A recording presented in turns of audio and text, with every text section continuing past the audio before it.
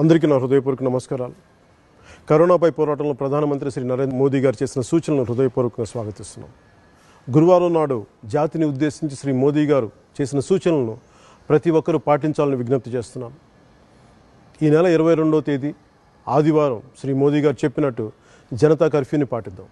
ఆ రోజు ఉదయం 7 గంటల నుంచి రాత్రి 9 గంటల వరకు మన ఇళ్లకే పరిమితం అవుతాం. కరోనా మహమ్మారి నిర్మూలించడానికి కానీ ప్రమాదం అని తెలిసినప్పటికీ క్షేత్రస్థాయిలో పనిచేస్తున్న వైద్య ఆరోగ్య సిబ్బంది, మీడియా వారు, పోలీసులు, పారిశుద్ధ్య కార్మికులు, ఇలా ప్రతి ఒక్కరికి మనసులోనే కృతజ్ఞతలు తెలుపుతూ మన ప్రధానమంత్రి గారు చెప్పినట్టుగా ఆదివారం సాయంత్రం 5 గంటలకి మన ఇళ్ల బాల్కనీలు నిలబడి గడప బయటికి వచ్చి ప్రతి ఒక్కరు కరతాళ ధ్వనుల ద్వారా కానీ ఏదైనా మీకు నాదం చేసి మనం వారికి సంఘీభావం తెలుపుతాం.